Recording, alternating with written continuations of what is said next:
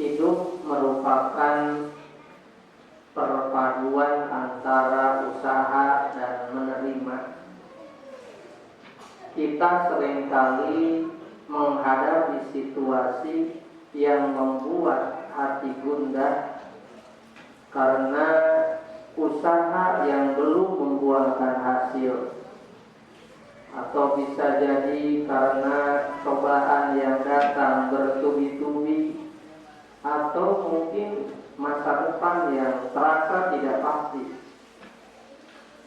Nah, dalam menghadapi keadaan seperti ini, Islam mengajarkan kita tentang bagaimana kita harus tenang dalam takdir serta teguh dalam ikhtiar.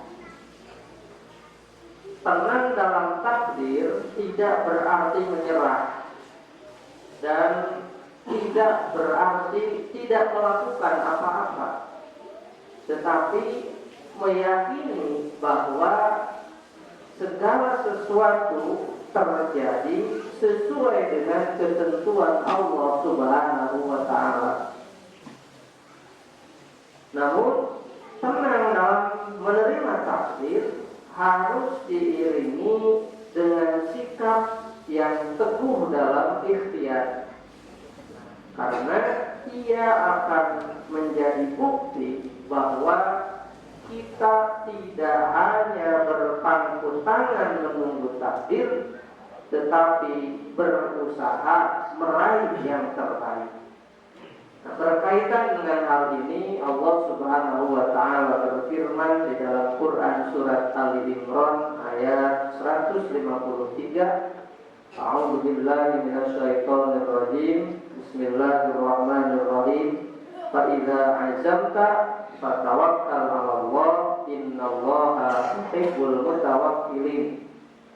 Kemudian apabila engkau telah membulatkan tekad, bertawakallah kepada Allah, sesungguhnya Allah mencintai orang-orang yang bertawakal. Hadirin sidang rahimahumullah, ayat tersebut mengajarkan kepada kita perihal keseimbangan antara ikhtiar dan tawakal, sehingga kita bisa tenang menerima takdir tetapi tetap teguh dalam melakukan beragam ikhtiar. Dan apabila kita sudah mampu menyeimbangkan keduanya, maka demikianlah buah dari iman yang tertanam dalam diri kita. Tangan kita menanam, tangan kita mengolah tanah, tangan kita memilih bibit yang baik, menyirami, memberi pupuk, bahkan melindungi tanaman dari berbagai gangguan. Semua itu adalah ikhtiar nyata yang tidak boleh ditinggalkan. Namun setelah itu, hati kita harus tetap bergantung kepada Allah Subhanahu wa Ta'ala. Kita harus tetap menyerahkan hasilnya kepada Allah Subhanahu wa Ta'ala, karena tanpa izin Allah tidak ada satupun usaha yang akan berhasil. Nah, inilah makna sejati dari tekad yang dibarengi dengan tawakal, yaitu melakukan ikhtiar seoptimal mungkin, melakukan ikhtiar sekuat tenaga, kemudian pasrah sepenuhnya kepada Allah Subhanahu wa Ta'ala. Nah, penjelasan ini tertulis sebagaimana Syekh Mutawalli Asy-Sya'rawi dalam kitabnya yaitu Tafsir Asy-Sya'rawi. Beliau mengatakan bahwa al-jawarihu ta'malu wal qulubu tatawakkalu. Anggota badan itu bekerja, dan hati yang bertawakal. Jadi jawari kita, anggota badan kita yang bergerak. Langkahkan kaki ke tempat pekerjaan, langkahkan kaki ke tempat usaha, langkahkan kaki untuk belajar. Namun wal qulubu tatawakkalu, yang memberikan kita hasil atau tidak dari usaha kita adalah Allah. Yang memberikan kita ilmu dari kita bergerak melangkah belajar adalah Allah Subhanahu wa Ta'ala. Al-jawari taqulu nazra'u nahrutu na'ti bil badril jayyid nurwi nadau samadan wa naftaridu anna saqi'a qad ya'ti wa nakhsha 'ala nabati minhu fana'ti bi qashin wa nahwihi wa nughfihi. Jadi kami anggota badan kita boleh berkata ya, kami menanam, kami membajak, kami membawa benih yang baik, menyirami, memberi pupuk. Kami mengira bahwa embun beku mungkin datang, lalu kami khawatir terhadap tanaman karenanya. Maka kami membuat jerami dan sejenisnya untuk menutupinya. Anggota badan boleh berkata seperti itu, ya. Tapi kullu hadhihi amalul jawarih, ya, kata Syekh Mutawalli, semua ini adalah kerja anggota badan. Dalam arti semua itu adalah bentuk ikhtiar.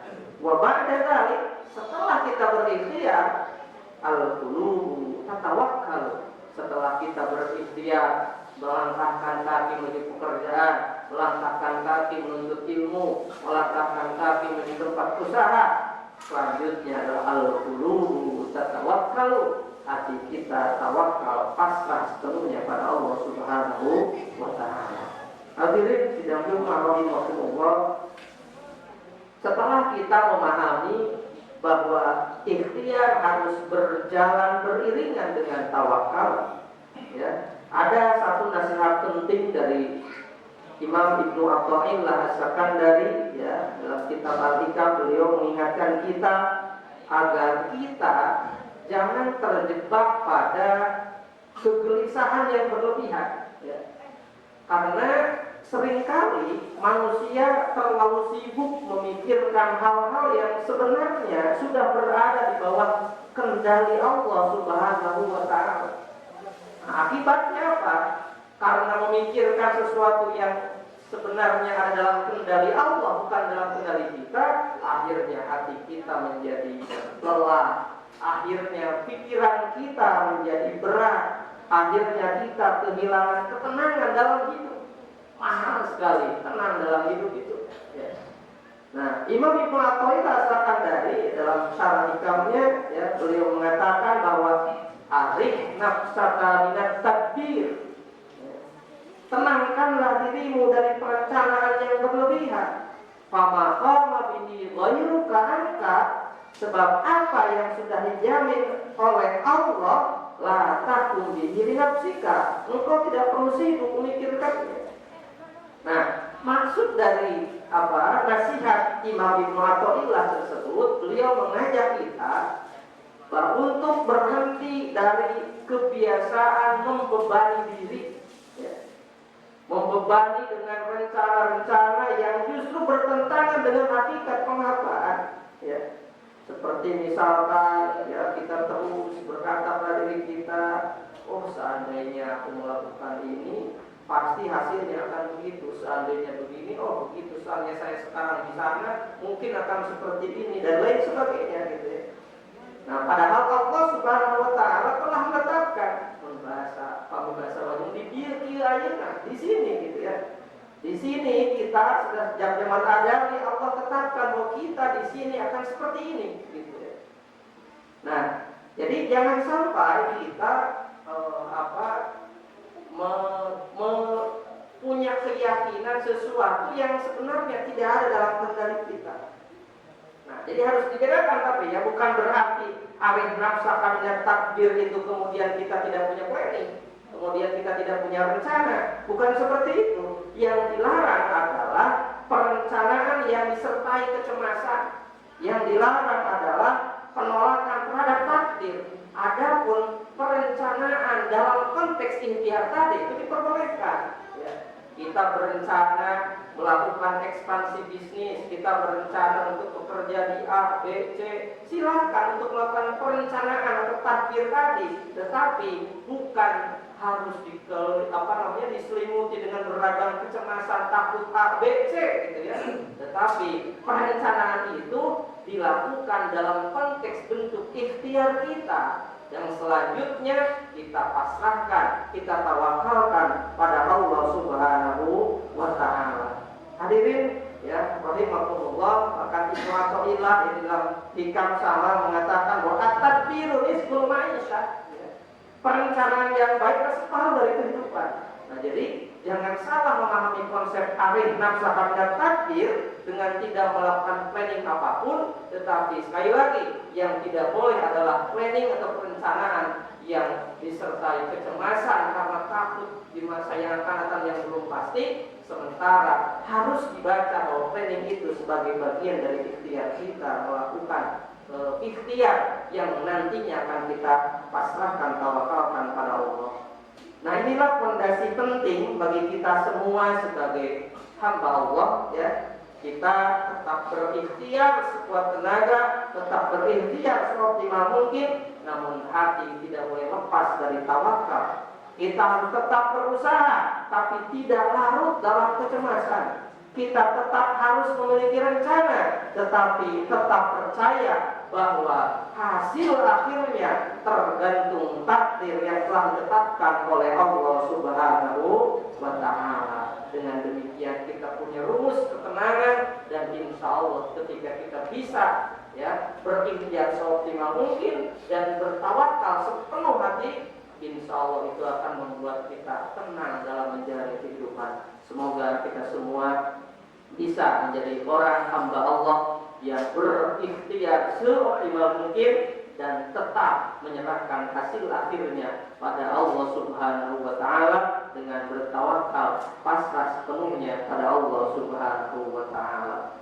Amin ya Allah ya rabbal alamin. Barakallahu li wa lakum wa nafa'ani bima fihi min al-ayati wa dzikril hakim wa taqabbala minni wa minkum jami'a a'malina innahu wal hakimul alim.